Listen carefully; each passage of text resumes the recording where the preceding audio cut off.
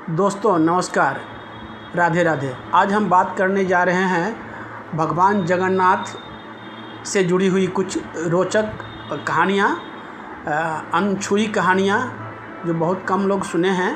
ये उड़ीसा में स्थित भगवान जगन्नाथ का मंदिर से जुड़ा हुआ है।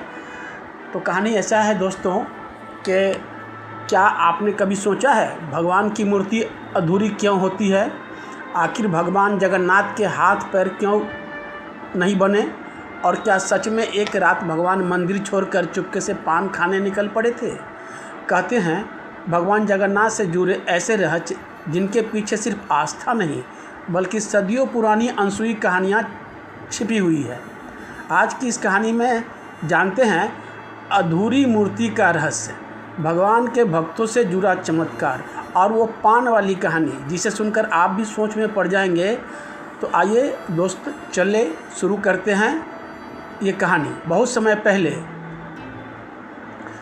कहते हैं इस धरती पर भगवान कई रूपों में आए, लेकिन एक रूप ऐसा भी है जो बाकी सभी से बिल्कुल अलग है। बड़ी बड़ी आँखें, अधूरे हाथ पैर और अनोखी मुस्कान, यह है भगवान जगन्नाथ। बहुत समय पहले राजा इंद्रद्युम्न भगवान के परम भक्त थे। एक रात उन्होंने सपना देखा कि भगवान उन्हें एक दिव्य रूप में दर्शन देंगे। कुछ समय बाद समुद्र किनारे एक चमत्कारी लकड़ी परी मिली जिसे दारू ब्रह्म कहा गया। राजा समझ गए कि यह कोई साधारण लकड़ी नहीं है। तभी एक रहस्यमयी वृद्ध बढ़ई आए। मान्यता है कि वे स्वयं भगवान विश्वकर्मा थे। उन्होंने कहा, मैं मूर्तियाँ बनाऊँगा, लेकिन जब तक मैं बाहर न आऊँ कोई दरवाज़ा नहीं खोलेगा। दिन बीतते गए, अंदर से कोई आवाज़ नहीं आई। रानी चिंतित हो गई। राजा से रहा नहीं गया और उन्होंने दरवाज़ा खुलवा दिया।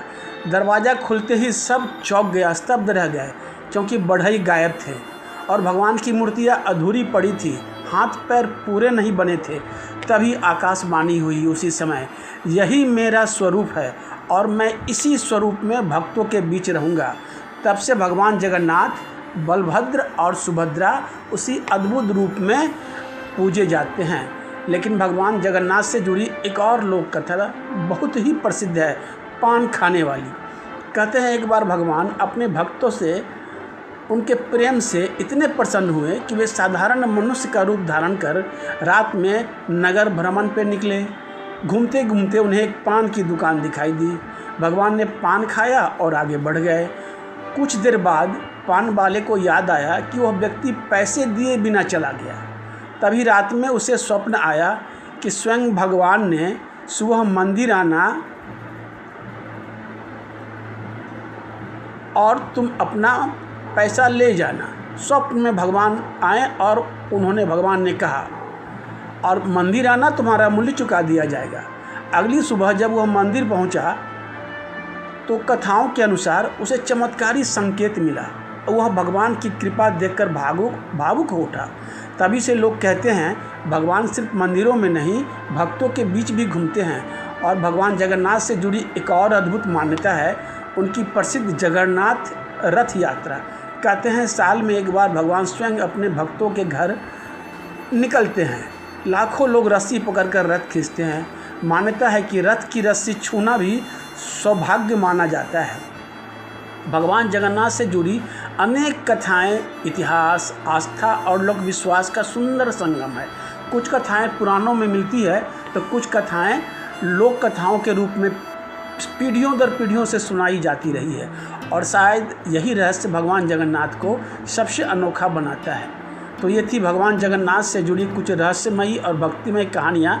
कोई इन्हें आस्था कहता है, कोई चमत्कार, तो कोई सदियों से चली आ रही लोक कथाएँ।